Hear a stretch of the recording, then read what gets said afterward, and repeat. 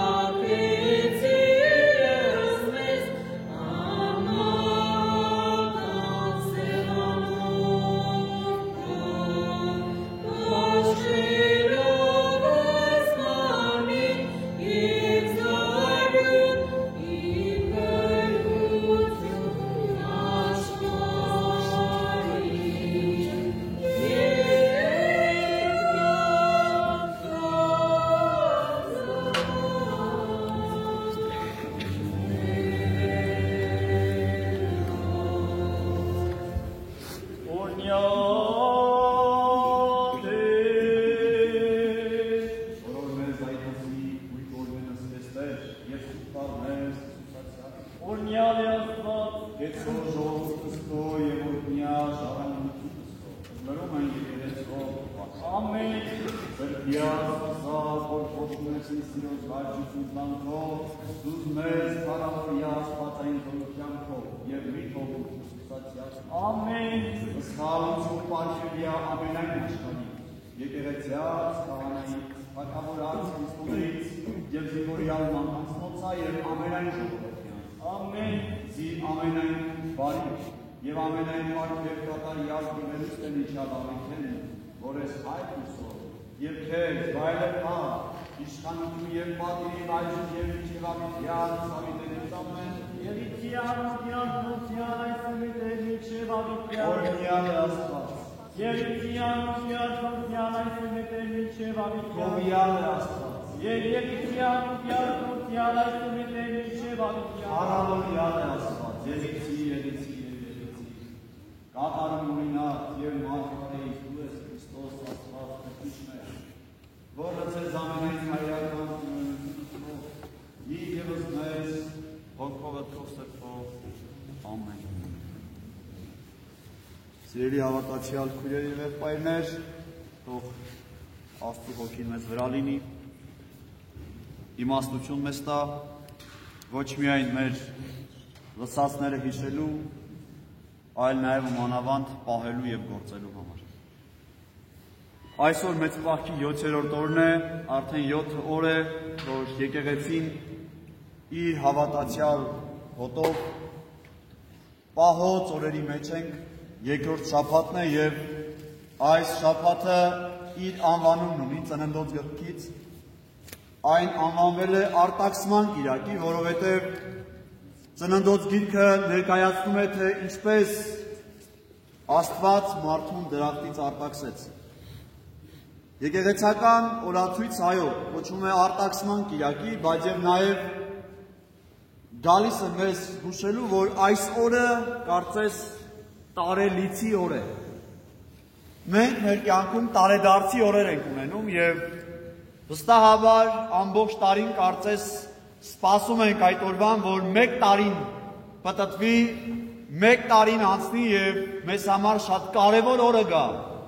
որ այդ օրը պիտի մենք ուրախանանք կամ հիշենք, որ ծնվել ենք, կամ շատ կարևոր իրադարձություն է եղել այդ օրը մեր կյանքում եւ սկսենք մտածել այդ իրադարձության մասին, դրական իմաստով, ուրախանանք այդ ուրախությամբ։ Բայց այս օրը, այո, տարելից է, որովհետեւ տխրության օր է մեզ համար, որովհետև աշխարհի մարգության պատմության մեջ, այո, շատ ու շատ մենք կհիշենք վատ օրեր, պատերազմի օրեր, երկրաշարժի օրեր, ցեղասպանությունների օրեր, ինչպես որ ապրիլի 24-ն ենք մենք, այդ տարելիցը կարծես հիշում ու հիշատակում, այնպես էլ այսօրը, սիրելիներ, մենք արտաքսման, մարդու դրախտից վտարման օրը պիտի հիշենք։ Եվ իհարկե, շատ հոգևորականներ պատմության մեջ տարբեր դարերում այս թեմայով շատ ու շատ քարոզներ են խոսել եւ հավատացած են, որ կասեք ծեծված թեմա է։ Բայց ինչքան էլ որ ծեծված թեմա է, սիրելիներ, միևնույնն է, այդ թեման հիշելով Ադամի եւ Եվայի պատվիրանազանցությունը անգիր իմանալով այն ուղղակի մեզ համար կարծես դարձել ենք պատմություն, որ մեր երեխաներին պիտի պատմենք, բայց մի տեսակ նաև չենք ուզում այդ պատմությունը պատմել, որովհետև շատ լավ հասկանում ենք, որ այդ մեր կյանքի սխալման պատմությունն է եւ ամաչում ենք։ Ամաչում ենք, որովհետև յուրաքանչյուրդ այսօր այստեղ կանգնած այդ պատմությունը հիշելով, պատվիրանազանցությունը հիշելով, թերևս հիշում եք ձեր առաջի մեղքը, թե դուք առաջի անգամ ձեր եւ Աստծո հարաբերությունները երբ խարխլեցիք, երբ մեղք գործեցիք եւ այդ մեղքի պատճառով ինքներդ հեռացաք Աստծուց։ Գիտեք, Աստված տարբեր անուններ ունի։ Այսօր նաեւ որոշակի վիճաբանություններ կա եկեղեցիների եւ կարծեցյալ եկեղեցիների միջև, թե իրականում ինչ է Աստծո անունը եւ մարդիկ ավելի շատ ընկած են այդ փնտրտուքով, որ իմանան Աստծո անունը, բայց ես հավատացած եմ, որ յուրաքանչյուր քրիստոնյա, ով աղոթական կյանք ունի, ինքը գիտի Աստծո անունը, շատ լավ գիտի եւ ճանաչում է Աստծուն, եւ գիտի թե ինչ անունով պիտի կանչի իր Աստծուն։ Հաճախ նաեւ լսում ենք, որ Աստված սեր է, ուրեմն Աստծո անուններից մեկը հենց սերն է։ Բայց ինչքան որ կարող ենք ասել, որ անունը սեր է, կարող ենք նույն կերպ ասել, որ Աստծո անունը երջանկություն է։ Ուրեմն Աստված ոչ միայն սեր է, այլ նաև Աստված երջանկություն է, եւ իր անուններից մեկը հենց երջանկությունն է։ Եվ այո, իր պատկերով եւ նմանությամբ ստեղծած մարդը եւս իր Աստծո նման, ինչպես պիտի սիրի, այնպես էլ նաև կարող է երջանիկ լինել եւ երջանկացնել սիրելիներ։ Հետաքրքիր է, որ մենք մեր կյանքում շատ այսպես պարտականություններ ունենք, որը որ պիտի կատարենք։ Ապրելու համար այդ պարտականություններից մեկը ուտելն է։ Համոզված եմ, որ յուրաքանչյուրս մտածում ենք ամեն օր ուտելու մասին, բայց ոչ միայն այն մեզ համար պարտականություն է, որ կշտանանք եւ ապրենք, այլ վերջին հատվածում մի տեսակ այն պոչի մասում երջանիկ լինելու ցանկությունը կա։ Ինչի ենք ուզում ուտել։ Համոզված եմ կհամաձայնեք ինձ հետ, որ ուտելը շատ հաճելի process է։ Եվ մենք հաճախ փորձում ենք մեր սիրած ուտելիքները պատրաստել եւ պատրաստելուց հետո շատ հաճույքով, հաճույք ենք չէ՞ ստանում, երբ որ համեղ ուտեստ ենք ուտում։ Ուտում ենք այն։ Հաստատեցին երեխաները։ Քնելը եւս մի տեսակ սիրելիներ ապրելու համար շատ կարեւոր է, բայց պոչը դարձյալ երջանկության զգացում կա։ Երջանիկ ենք լինում, երբ որ լավ քնում ենք։ Շնչելը մանավանդ COVID-ի ժամանակաշրջանում ինչ պրոբլեմ ունենք, ինչի պրոբլեմ ունենք։ Թթվասնի։ Չէինք կարողանում շնչել։ Բայց հենց շնչում էինք, լավ էինք շնչում, կարծես երջանկության զգացողություն ունենք, որովհետև կարողացանք նորմալ թթվածին ստանալ։ Ուրեմն սիրելիներ, այս ամենը արվում է մի տեսակ նաև երջանիկ լինելու համար։ Դուք ինչու եք այսօր այս տաճարում։ Մոտ ժամուկես 2 ժամ եկել եք այս սրտին ոտքի վրա կանգնել եք։ Ինչի համար եք եկել։ Խորքում դարձյալ, որ երջանիկ լինեք։ Լսեք մի բան, զգաք մի բան, ապրեք մի բան, եւ այդ մեկ բանը, որ ձեզ երջանկացնի սիրելիներ։ Այո, դուք եկել եք որպեսզի երջանկանաք։ Մարդիկ էլ կան, որ այսօր այստեղ չեն։ Ինչու չեն եկել։ Դարձյալ, որ երջանիկ լինեն։ Ուր են գնացել։ Այնպիսի տեղեր, որտեղ որ իրենք երջանիկ կլինեն։ Այսինքն, եթե ձեզ հարցնեմ, թե ինչ է երջանկությունը, ամեն մեկը այս տաճարում կանգնած ձեր պատկերացումներն ունեք երջանկության մասին։ Բայց երներ, պատասխանները իհարկե տարբեր են, բայց ես ուզում եմ առանձնացնել մեկը։ Երջանկությունը գոհունակություն ապրելու այդ ցանկությունն է։ Եվ նաև երջանկությունը բավարարված լինելու այդ մտածումն է։ Տեսեք մարդիկ ինչ են գնում թեկուզ եւ մեղք գործելու, որովհետեւ իրենց ունեցածով բավարարված չեն։ Եվ ես կարող եմ ասել, որ յուրաքանչյուր մարդու դեպի մեղքը տանելու ցանկությունը եւ կամ մտածումը հենց այդ բավարարված չլինեն։ Ինչու են մարդիկ սպանում, որովհետեւ բավարարված չեն, ուզում են ուրիշինը ստանալ, իրենց ունեցածը իրենց համար քիչ է։ Բժիշկը ինչի է բժշկում, որովհետեւ բավարարվում է, երբ որ տեսնում է մեկին առողջացած։ Հոգևորականը ինչու է քարոզում, որովհետեւ երբ որ տեսնում է, որ հավատացյալը այդ խոսքով սկսում է իր կյանքի որակը փոխել եւ սկսում է ավելի լավ ապրել, այդ հոգևորականը այդ քարոզից եւ ինքը իրենից գոհ է այլևս։ Ուրեմն մեր կյանքի մեջ բավարարվածությունը հենց սրտի եւ մտքի այդ ամբողջ այն ինչ որ մենք ցանկանում ենք ունենալ, ստանալն է։ Տեսեք, Ադամն ու Եվան դրախտում երջանիկ էին, բայց իրենք թշնամի ունեին այստեղ։ Գիտեք, երջանկությունն էլ թշնամի ունի։ Եվ ով է երջանկության եւ ի՞նչն է երջանկության թշնամին։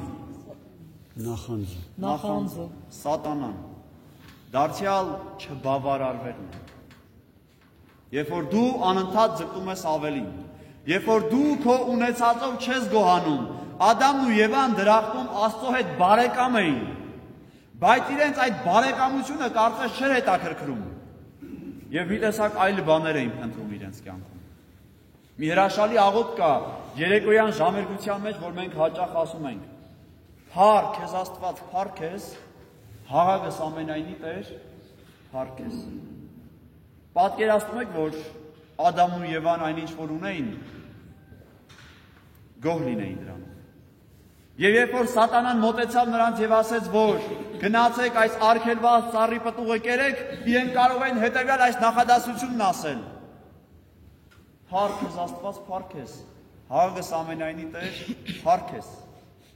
Եվ Սատանան կհասկանար, որ Ադամն ու Եվան, այն ինչ որ Աստված իրենց տվել էր, այդ ամենով այլևս գոհ ու շնորհակալ էին ասում։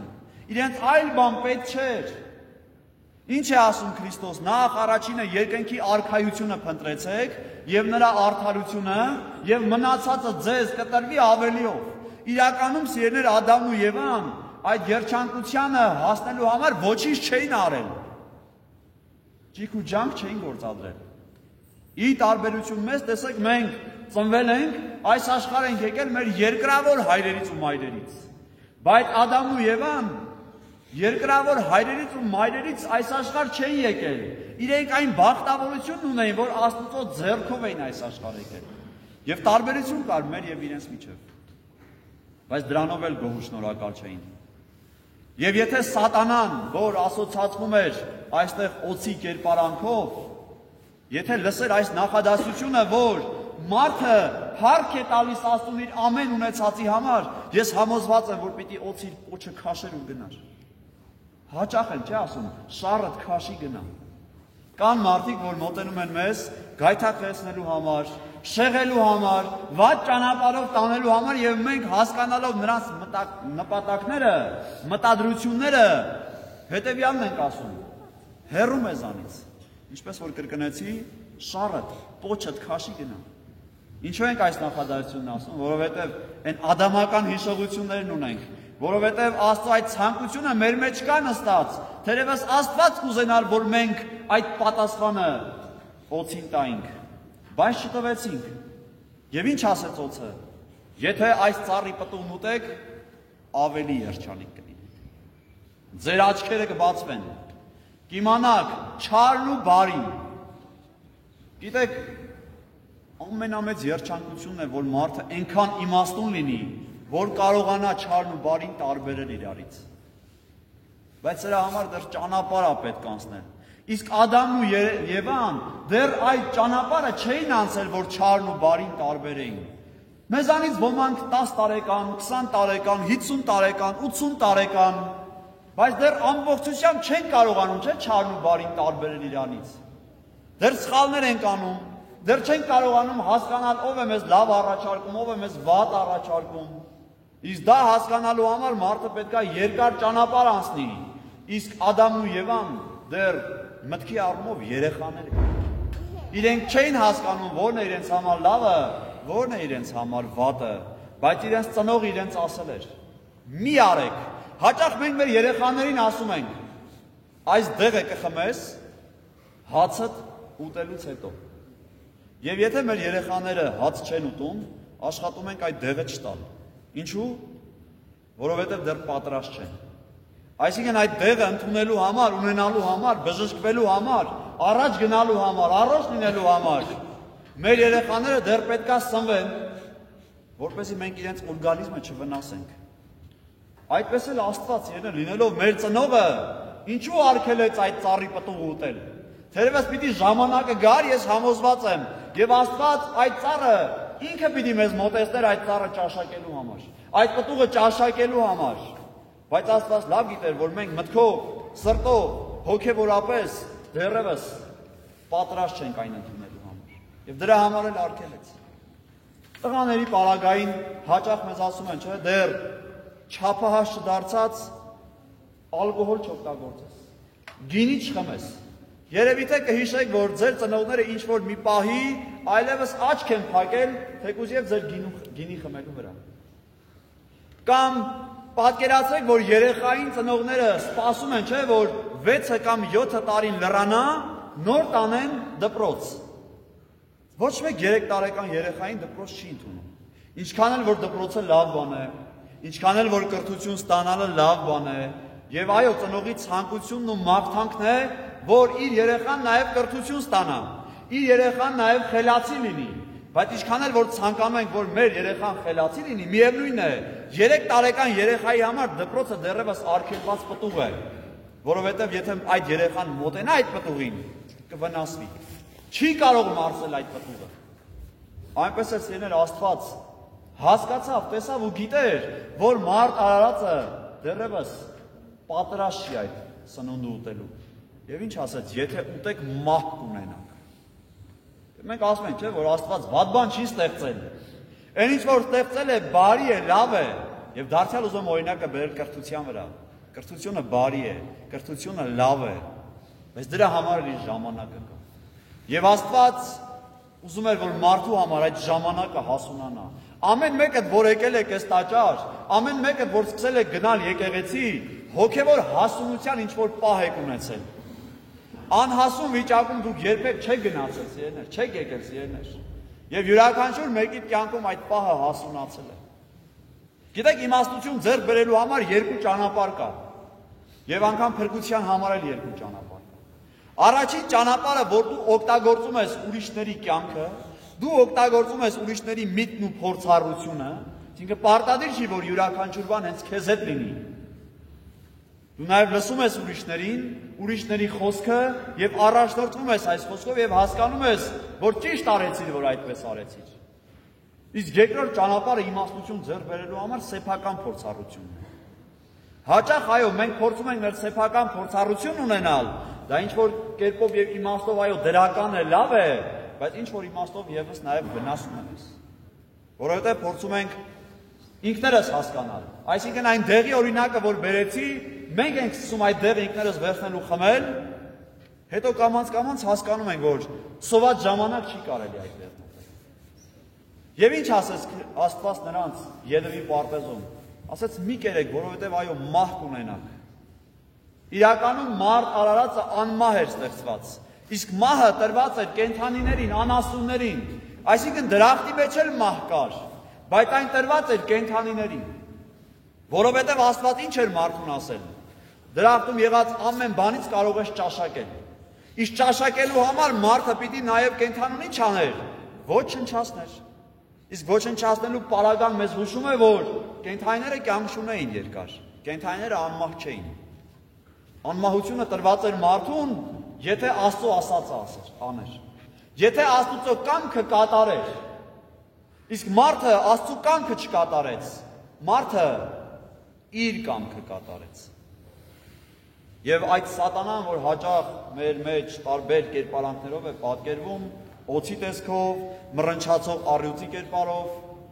դա հենց մեր մեջ եղած այն երկրորդ կեսն է, որ մեզ գալիս է հուշելու, որ մենք մնանք աշխարհում, որ մենք ոչ թե Աստծո կամքը կատարենք, այլ սեփական կամքը կատարենք, ոչ թե մենք Աստծո օրենքներով ու պատվիրաններով առաջնորդվենք, այլ սեփական օրենքներով ու սեփական պատվիրաններով առաջնորդվենք, որովհետև մեզ համար 2 գիրք կա։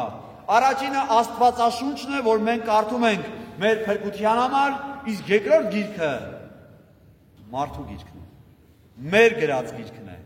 որ Աստծո շունչը այդ գրքի մեջ չկա։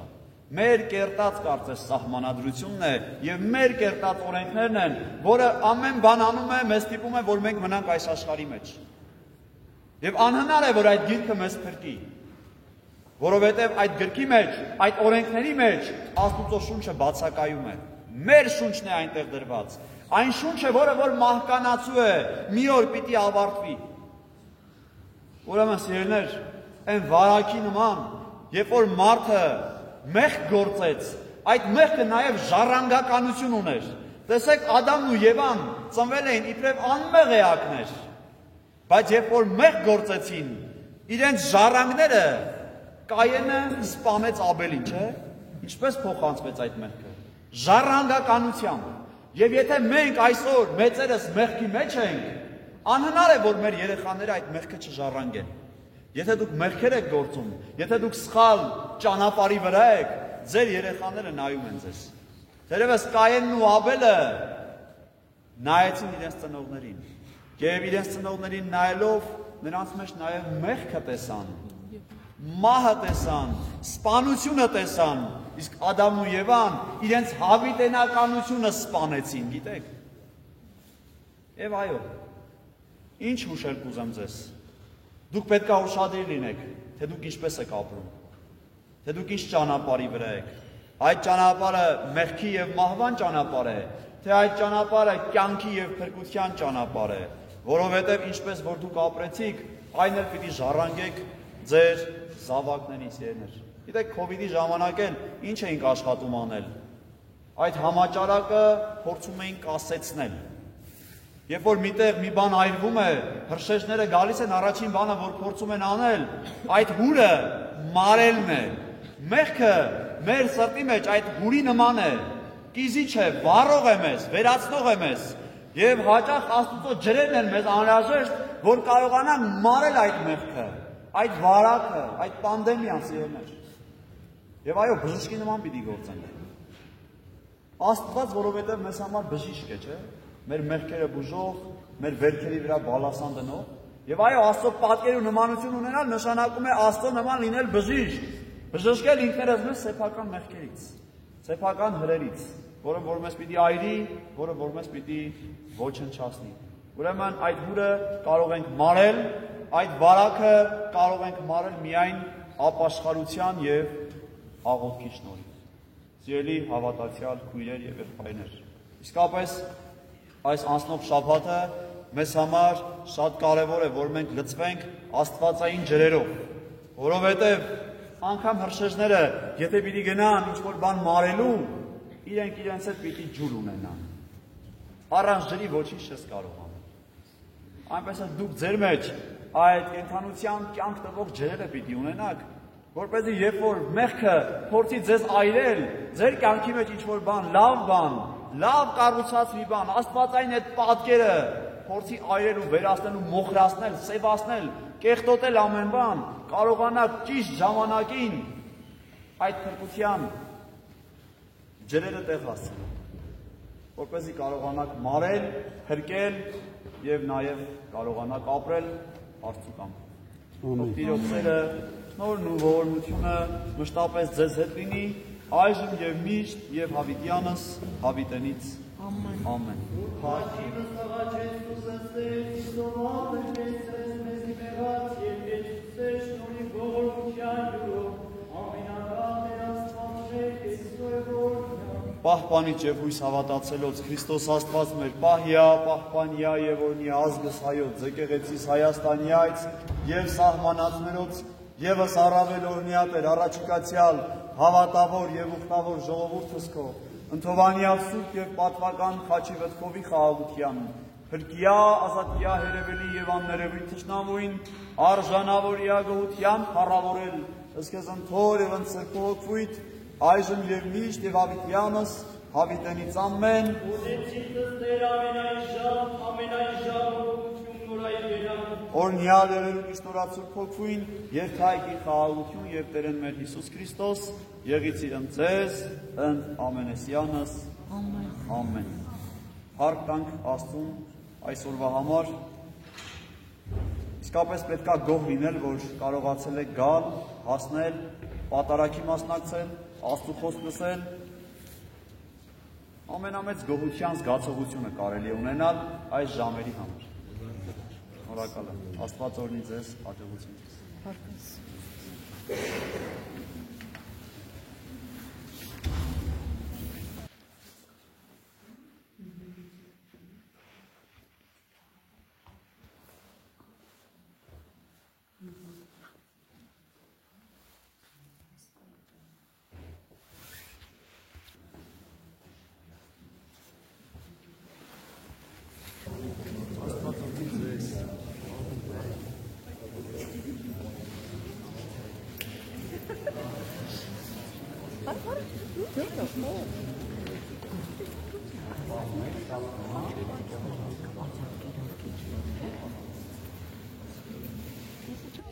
Եղանկյունաձև աղոթասրահ է ու ունի երթեք տանիք, այսինքն եղանկյունաձև տանիք է։ Դա այդտեղ է անփոխած Սուրբ Հովհաննես Մկրտչի մասունքների դրա համար անվանվում է Հովհաննավանքը այդ մասունքները բերել է իր հետ կեսայրից։ Հովհաննես Մկրտիչը այն մարդն էր, երեխեքով Հիսուս Քրիստոսին Հորդանան գետում մկրտեց։ Այդ բազիլիկ եկեղեցի դիմաց գտնվում է Տապանակում։ Այդ բազիլիկ եկեղեցին կառուցվել է 4-րդ դարը Գրիգոր Լուսավորչի կողմից։ Նրան այդ հաշվին նաև օգնել է այդ ժամանակվա թագավոր Տրտաչ III։ Այս տարածքը կարող է հարկ է նշել, որ այս տարածքը եղել է Տրտաչ III-ի ամառանոցներից մեկի տարածքը։ Հետագայում արդեն երբ իշխանության է գալիս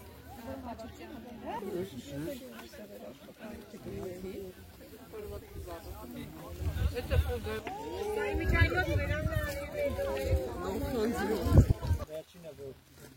կառուցում են տեղերի բանկն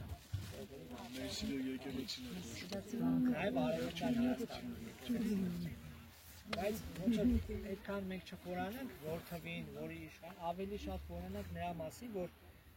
առաջնային մեր թագավորությունը Բաղրատյանց կորցնելուց հետո այն իշխանական տները, որոնք որ պահպանվել էին, իրանք չեն ձգտել ոնց որ այլ գործերի կամ իրանց իշխանությունը մյուսների վրա հաստատելու, այլ իրանց տարածքները, որը որ տրված էր իրանց, ծաղկացրել են, կրթություն են տվել մարդկանց ու հոգևոր գիտելիքներ ու դրանով ազգը միասնական արել է։ Հիմա գնանք ներս, երեխեք ջան, ներսում երկու հատ կարևոր բան կա, որ պետք է ցույց տամ, մեկը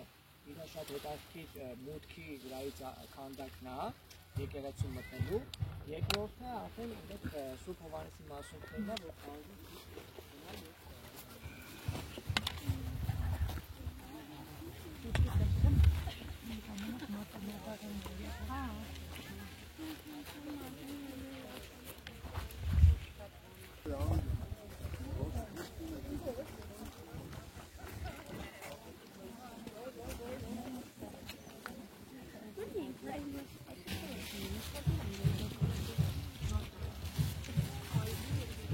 որ կարելի է օրերով խոսել, բայց փորձենք այո, սեղմացված։ Տեսնում եք, որ 4 սյուներ ունի գավիթը, այս սյուները եղել են շարժական ճոճվող։ Այսօր 21-րդ դարում չինացիները, միգուցե ճապոնացիները ուրախանում են, չէ, զարմացնում են հայերին մանավանդ, ասում են ոնց թե ճոճվող շենքեր են սարքում։ Այն էլ էս հայերը չգիտեն, էլի, որ 13-րդ դարում իրանց պապերը արդեն իսկ ճոճվող շենքեր են սարքում։ Ուրեմն եղել է շարժական եւ երկրաշարժերի ժամանակ ճոճվել է, չի քանդվել, չի փլուզվել, բայց 1918 թվականի երկրաշարժը շատ ուժգին է եղել, մեծ եկեղեցին քանդվել է, այս հատվածը իր շարժականությամբ քարտելվել, բայց չի քանդվել, որից հետո բետոնացել են, տեսնում եք, կարծելով, որ այլևս վտանգավոր է, փուլ կգա։ Հովանավանքի գավիթը ունի նաև զանգակատուն, տեսնում եք, վերևում զանգակատուն կա, եւ գմբեթավոր զանգակատուն է։ Գմբեթի այս ձևը կոչվում է ռոտոնդա, որ թարգմանաբար հունարենից նշանակում է թոնրի ձև ունեցող։ Ինքը 12 սյուների վրա հիմնված, ճիշտ առաքյալների թվով, քանի զանգ ունենք, 5 զանգ, բայց ժամանակին եղել է 1 զանգ, մեծ, այն երկրաշարժը, որի մասին որ ձեզ ասեցի 1918 թվական, այդ երկրաշարժի ժամանակ այդ զանգը ընկել է եւ որպեսզի չկորի տարել են Սուրբ Էջմիածին։ Հիմա զանգակատան զանգերից մեկը Էջմիածնի։ Հովանավանքի այդ զանգն է։ Չէ, չենք ուզում վերել, խնդրեմ, այս հատվածը ֆիքսեք, լավ նկարեք։ Առու է եղել ժամանակին, ջրահեռացում, գիտեք, մինչև եկեղեցի մտնելը մոտ 2 աստիճան քայլք են արել, բարձրացել են, նոր մտել են եկեղեցի, իսկ այսօր տեսնում եք, որ եթե անձրևներ բաներ կա, խոնավությունը այստեղ մնալու է, բայց Գեղարդի նման ինքն էլ առու է ունեցել, այդ ջրերը դուրս են եկել։ Գավիթը տեսնում եք այսպես խաչքարերով պատված եւ կարմիր, հա, կարմիրություն ունեն այս քարերը։ Ներկված է որդան կարմիր ներկը։ Դուք լսել եք, չէ՞, որդան կարմիր ներկի մասին, որ Արաքսի ափին ունենք այդ թփուտը, որ տերև ուտում էր եւ կարմիր ապրեք, որտեր արտադրում, ներկ էր արտադրում եւ այս ամբողջ ճակատային հատվածը ներկված է եղել սրանով։ Ուրեմն մեծ եկեղեցին 1216 թիվ է, այսինքն 13-րդ դար, իսկ այս գավիթային հատվածը ավելի ուշ է կառուցվել 1254 թվական արդեն եղել է, որտեղից մենք գիտենք 1254 թվականին Կիլիկյան Հայաստանի հետում թագավորը մոնղոլական Մանգուխանի հետ պետք է հաշտության պայմանագիր կնքեր եւ ուրեմն Զաքարիա Սարգսակ Քանաքերցի պատմիչ, երևի թե լսել եք Երևանում փողոցեր կա իր անունով, ապրել ու գործել է Հովանավանքում այդ պատմիչը եւ մինչեւ 17-րդ դար Հովանավանքի պատմությունը ներկայացել է, այնտեղ ինքը իր պատմության մեջ ասում է, որ հետում թագավորը երբ որ գնում էր մոնղոլական կայսրություն, եկավ անցավ Հովանավանքով, տեսավ Հովանավանքի գավիթը եւ հիացավ։ Այսինքն 1254-ին արդեն տեսել է գավիթը, հիացել է, սա մեզ գալիս է հուշելու, որ գավիթը պատրաստ է եղել, այս ամբողջ քարերի կարմիրությունը, ասեղնագործ խաչքարեր ունենք այստեղ, տեսնում եք, ինչու է կոչվում ասեղնագործ, որովհետև այնքան մանրակրկիտ աշխատանք է արված, որ թվում է թե ասեղով է քանդակած, ինքը այստեղ 10 կույսերի առակն է, ավետարանից կհիշեք 10 կույսերի առակը։ Ով չի կարդացել, թող գնա նստի կարդա, հետո կգաք մեկնությունը ձեզ կպատմեմ։ Հա, այսօր մի քիչ ժամանակի հարց ունեմ, էլի, որտեղ էլի եմ ասում, կարելի է ուղիղ 1 ժամ, ժամուկես, այսպես խոսել Հովանավանքի մասին, այստեղ մի բացառիկ էլի խաչքար ունենք,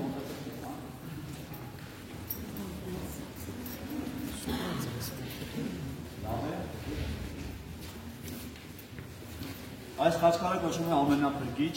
առհասարակ ամենափրկիչ են կոչվում այն խաչքարերը, որոնց վրա որ կամ Քրիստոսի դեմքը կա, կամ Քրիստոսի խաչելության պատկերը կա, այստեղ տեսնում եք, որ Քրիստոսի դեմքը ունենք մենք, վերևում է գրված Հիսուս Քրիստոս, բայց ինչով է տարբերվում այս խաչքարը, որ մի դեմքեր ունենք ներքևում, տեսակ այս դեմքը, եւ գրված է Ադամ, A, D, այսպես, A եւ M։ Ադամի գանձը, եկեղեցական ավանդույթը ինչ է ասում, ասում է այնտեղ որտեղ թաղվել էր Ադամը, ճիշտ նույն տեղում խաչվեց Քրիստոս։ Եվ եթե մահը կամ մեղքը, հա, Ադամի միջոցով եկավ աշխարհ, Քրիստոս իր արյունով փրկեց եւ վերացրեց մահը եւ մեղքը։ Եվ սիմվոլիկ կերպով նաեւ արյունը հեղվելով սրբեց եւ լվացավ ադամական մեղքը, կամ ձեզանից յուրաքանչյուր մեկի անունը կարող են դնել, իմ անունը կարող են դնել, սրբեց լվացավ մեր մեղքերը։ Դե կողքի հին եկեղեցին, որ մտակ համավառություն կարել, նա 4-րդ դար է, 325 թվական, հայոց աշխարհում այստեղից հիմա փակ է, ձմռանը փակում են, որ շատ չցրպի, ներսով է, հա, մուտքը, եթե չեք եղել անպայման այսպես գնացեք մտեք հին եկեղեցին, հայոց աշխարհում կառուցված առաջին եկեղեցիներից է, Սուրբ Էջմիածնից հետո, Սուրբ Գրիգոր Լուսավորիչը գիտեք, որ 7 եկեղեցի է եղել հայոց աշխարհում, 7-ից մեկն էլ այս կողքի հատվածն է եւ այստեղ է ամփոփված Հովհաննես Մկրտչի ճկույտը։ Ով է Հովհաննես Մկրտիչը։ Դե ասա։ Ինքը ջերմ մկրտեց, ինձանից հետո ավելի ուշ։ Այո, Հիսուս Քրիստոսին մկրտողն է եղել, իր ազգականը Եղիսաբեթի որդին։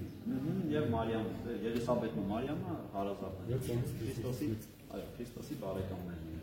Եվ ուրեմն գիտեք, որ քրիստոնեությունը, որ հայոց աշխարհում պետական կրոն ընդունվեց, հաստատվեց, նաև շատ սրբերի մասունքներ բերվեցին Հայաստան, եւ Հովանավանք բերվեց Հովհաննես Մկրտչի ճկույտը։ Հովանավանքում է եղել Սուրբ Գևորգ Զորավարի մասունքը, որ տարվել է ու դե տարբեր տեղեր կա Մուղնի։ Ինչու է Մուղնի տարվել։ Գիտեք պատմությունը։ Դարձյալ պատմում է Զաքարիա Սարգսակ Քանաքերցի պատմիչ, ասում է, որ տոնի օրերին ամեն տարի այնքան շատ մարդ էր գալիս Հովանավան, որ շեշտում է ոչ թե անզգուշության, այլ խտության պատճառով մարդկային փոցխմբերի շատ-շատերը ձորից ներքև էին գնում ու մահացության դեպքեր էր լինում։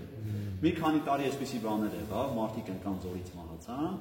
ու վանահայրը որոշեց մասունքը այստեղից դուրս բերել, լավ դուրս բերեն ուր տանեն։ Վանականներից մեկը առաջարկեց, ասեց, եկեք այն դրսում խաչ կա կանգնեցված, եթե դուրս գաք կտեսնեք, բարեստի դուրս, այդ խաչը շատ ավելի բարձր է եղել ժամանակին։ Վանականներից մեկը առաջարկեց, ասեց, եկեք քայլենք առավոտյան արևը երբ որ կծակի, տեսնենք այս խաչի ստվերը որտեղ անկնում։ Խաչի ստվերի տակ էլ եկեղեցին կառուցենք, 3 խմբի բաժանվեցին, մի խումբը տեղը գտավ, նշան արեցին, եկեղեցին կառուցեցին, ու կոչվեց Սուրբ Գևորգ, չէ՞, մասունքի իհարկե դրեցին այնտեղ։ Հետո ասում է Հովանավանքի միաբանները այնքան գնացին եկան, ճանապարհը չափեցին, տեսան որ մեկ մղոն, հա, իրենք իրենց մեջ անվանեցին Մղոնի Սուրբ Գևորգ։ Մղոն բառը հոլովեց, դարձավ ինչ մուղնի։ Այստեղ է եղել նաև Քրիստոսի վարշամակը, լսել եք վարշամակի մասին։ Թաշկինակը, որ հայտարարական է, այստեղ է եղել Քրիստոսի խաչափայտից մի փոքրիկ հատված, օրինակ 17-րդ դարի կեսերին, երբ որ թուրքական Ջալալի ցեղախումբը ասպատակում է Հովանավանք, ինքը ուրեմն այստեղից շատ մասունքներ է գողանում, թալանում տանում, որոնց մեջ եղել է նաև հենց վարշամակը, որը հետագայում հայտնվեց Լոնդոնի բրիտանական թանգարանում, իսկ այնտեղից է տեղափոխվեց Թունիս։ Հիմա գտնվում է Թունիսում։ Այդ ժամանակին եղել է, ես լսել եմ, որ Թունիսում է, եթե տեղափոխել են, ինչ Ես գիտեի Թունիսում։ Սուրբ Հովհաննեսի գլուխը Գանձասարում էր։ Իսկ բանում Իսրայելում որ օպսներն նա պատկանում եկեղեցի։ Դրանից տեղյակ չեմ։ Այս Սուրբ Հովհաննես եկեղեցի։ Դրանից տեղյակ չեմ, բայց դա ինչու կոչվեց Գանձասար, որովհետև այդ Գանձը հենց Հովհաննես Մկրտչի գլուխն էր։ Դրա համար։ Եթե չեն տեղափոխել ու ոնց որ ասեցիք Ջենովայում, միգուցե այնտեղա ճշտեք առավել Երուսաղեմում։ Որտեղ կա գնացեք այդպես գտեք։ Ես Երուսաղեմում Ես մի գյուղի տերներ, դա չեմ գնացել, հստակ Վերոնիկան որ լաչալսել։ Վերոնիկան է, որ Սուսիկեն Հա, ապրեք, ոնց որ ձեր ասած եկեղեցին իր հետ կապ ունի։ Ճիշտ է։ Ես ես վերջերս հաղորդում եմ կար։ Այդ սրբուհու հետ կապում էր ձեր ասած եկեղեցին։ Հալը թեկուզ Աստծո երբ է կառուցվել, ով է կառուցել,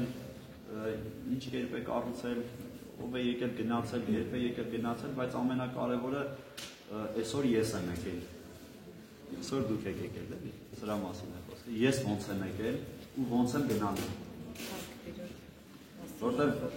հետո հետաքրքիր բան եղավ։ Հետուն թագավորը, երբ որ եկավ Հովանավանքը տեսավ գնաց, մոնղոլական կայսրություն,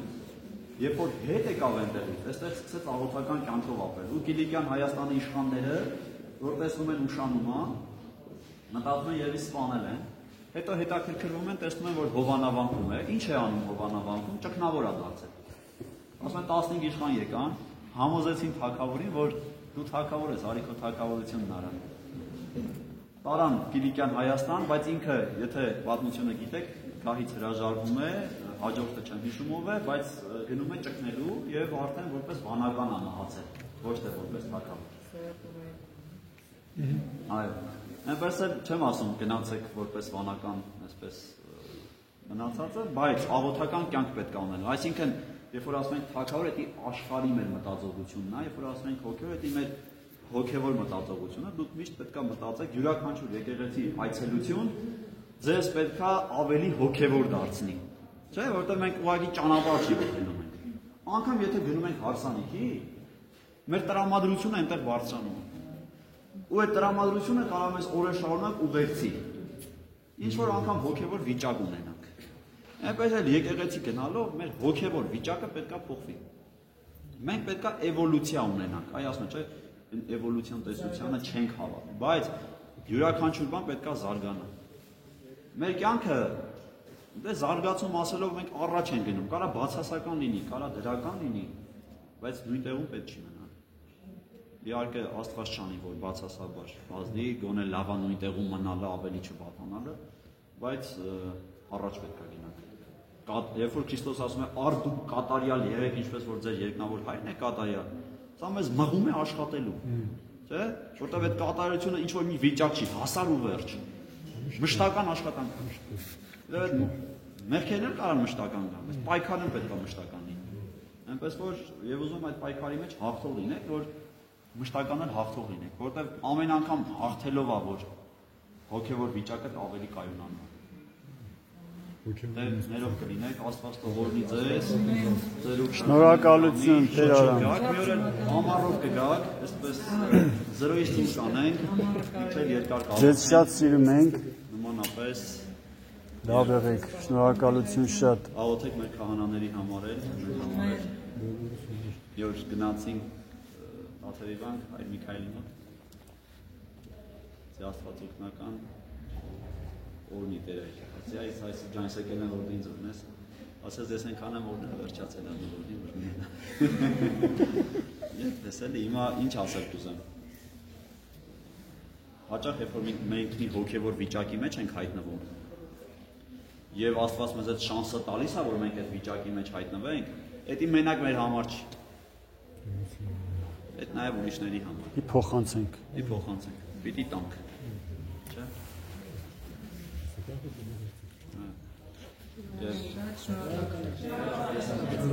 Դեն հրո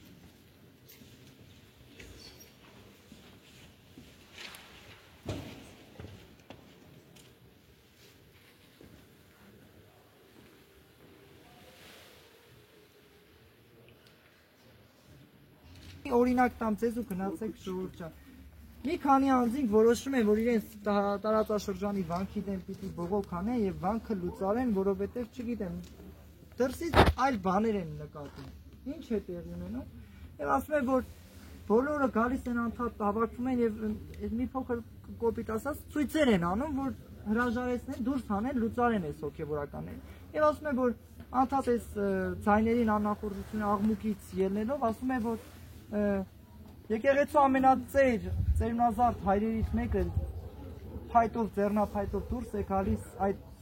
ժողովրդի մեջ եւ ուզում է հասկանալ ինչ է իրավիճակը եւ ասում է ինչ եք ուզում ժողովրդան, ասում է որ վերջ այլևս մենք ձեզ չենք հանդուրժում, ձեզ չենք ընդունում, դուք այլևս այստեղ անելիքներ չունեք։ Հայրը ասում է գիտեք ինչ կա, ես իմ ամբողջ կյանքիս ընթացքում ներսից փորձեցի դա անել, ինչ չհաջողվեց, ձեզ դրսից երբեք չի հաջողվի։ Յուրաքանչյուր աղանդավոր դրսից չի կարող մեր եկեղեցին քանդել, եթե մենք մեր ձեռքով ներսից չքանդենք մեր եկեղեցին։ Դրա համար մենք մեր կենթանի հավատքով լինենք եկեղեցու ներսում, լինենք այն հզոր քարը, որ ամեն մի քարի նշանակություն ունի։ Մենք մեզ համարենք այդ եկեղեցու մի քարը, բայց երբ որ դեռևս մենք եկեղեցու, որ եթե ամեն մի հարված այդ քարի վրա, իմ վրայով պիտի այդ հարվածը անցնի։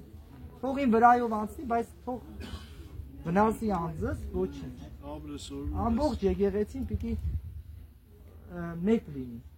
Եկեղեցին հենց բառը հենց այդ էլ նշանակում է կարծում եմ։ Լավ եղեք, օրհնվեք, ամենքս օրհնվենք մեկ-մեկով։